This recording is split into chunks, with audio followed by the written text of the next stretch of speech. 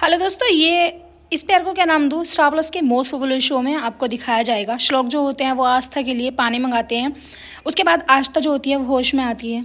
श्लोक जो होते हैं वो भरत से कहते हैं कि कुछ लेके आओ, तभी वो किचन में जाते हैं और उनके लिए जूस लेके आते हैं, जिसको आस्था जो होती है ज़बरदस्ती पी लेती है।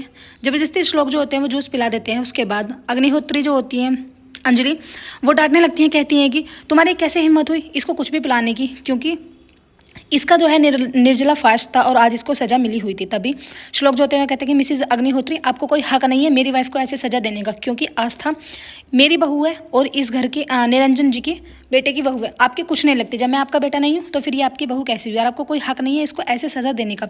आगे से ध्यान रखना कि मेरे और अंजलि के मैटर में आप लोग नहीं बोलोगे।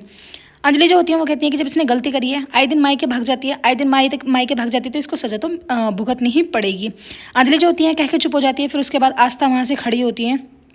आस्था से चला नहीं जाता है कि तभी भरत जो होते हैं वो कहते हैं कि श्लोक शायद वीकनेस ज़्यादा हो रही है, इसलिए आप इसको गोदी में लेके इसके रूम तक छोड़ दो। श्लोक जो होते हैं वो आस्था को खड़ा करते हैं। जैसे तैसे करके आस्था खड़ी होती है। फिर उसके बाद उसको गोदी में लेके जो श्लोक होते हैं वो रूम में लेके जाते हैं, जहाँ पर भरत जो होते हैं वो भी वहाँ से गुस्से में चले जाते हैं। अंजलि वगैरह सभी वहीं पर खड़े रह जाते हैं। श्लोक जैसे आस्था को लेके जाते हैं रूम में कि उसको बेड पर बिठाते हैं और फिर पानी पिलाते हैं। उसके बाद जो रजाई होती है ब्लैंकेट उसको ऊपर की तरफ को करते हैं। उसके बाद एक पाउडर होता है जो कि ताकत का होता है, उसको वो उसे पिलाते हैं। फिर उसके बाद कहते हैं कि तुम ये मत सोचो कि मैं तुम्हारा जो है ध्यान रख रहा हूँ। उधर सोजल जो होती है वो भरत से लड़ रही होती है, कहती है कि देखो ना आस्था और श्लोक के बीच में कितना प्यार है। वो दोनों एक दूसरे की जो है मतलब एक दूसरे में जान बसती है। तभी भरत जो होते हैं वो कहते हैं कि अगर आस्था के जैसे तुम्हारे में 50% भी गुण होते तो मैं भी तुम्हारे जो है सराखों पर रखता, लेकिन तुम तो उससे बहुत ज़्यादा बेकार हो। आस्था जो होती है वो आराम से बैठी हुई होती है। तभी श्लोक जो होते हैं वो उनसे कहते हैं कि तुम ये सोच रही होंगी कि मैं तुम्हारी इतनी सेवा कैसे कर रहा हूँ, अचानक से मेरे मन में तुम्हारे लिए इतना प्यार कैसे उमड़ आया। तुम्हें शायद पता नहीं है कि मैं चाहता हूँ कि तुम जल्द से जल्द ठीक हो जाओ, ताकि तुम मेरे साथ हनीमून पर चल सको, कोई भी बाधा हमारे बीच में ना आए। आस्था बेचारी चुपचाप बैठी रहती है। जैसा श्लोक कह रहे होते हैं वो वैसे ही कर रही होती है, क्योंकि वो उस टाइम कुछ भी बोलने के ना ही तो मूड में होती है और ना ही उसके अंदर इतनी हिम्मत होती है कि वो कुछ भी कह सके। आस्था जो होती है वो कहती है कि काश ऐसा कुछ हो जाए कि मुझे तुम्हारे साथ हनीमून पर ही ना जाना पड़े।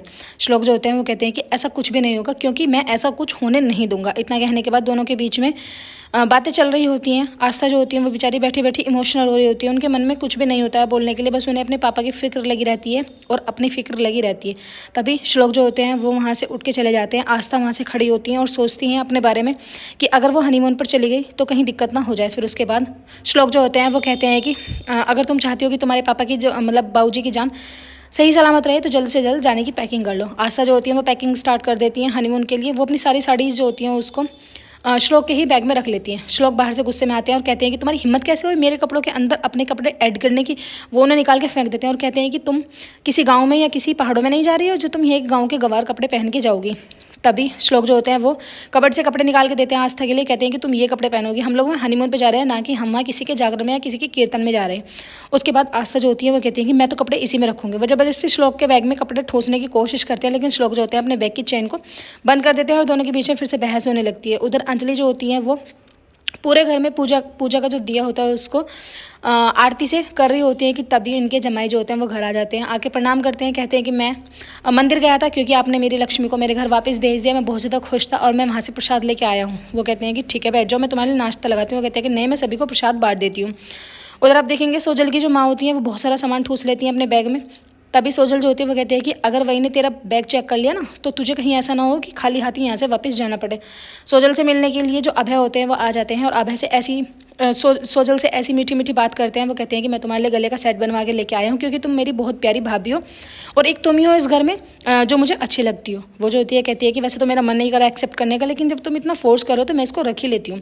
अभय जो होते हैं वो बहुत चालाक होते हैं, कहते हैं कि तुम कैसे भी करके श्लोक के आस्था के बीच का पता लगा। उधर आस्था की जो माँ होती हैं वो उनके बाबूजी से बात करती है, कुछ सैलरी के बारे में बात आती है, लेकिन आस्था के बाबूजी जो होते हैं वो कहते हैं कि कब तक छुपाओगे, जो सच है वो तो मुँह पर आ ही जाता है और तुम कहोगे नहीं, बात पलटने से सच्चाई नहीं पलट जाएगी। मैं सस्पेंड हूँ और मुझे इस महीने तनख्वाह नहीं मिलेगी, पता नहीं हमारे घर का खर्च जो है वो कैसे चलेगा। आस्था जो होती है वो नीचे आ जाती हैं। सोजल की वहीनी जो होती है वो अपने घर जा रही होती है, लेकिन सोजल जो होती है वो पासपोर्ट चुराने के लिए श्लोक कर आस्था के रूम में चली जाती है।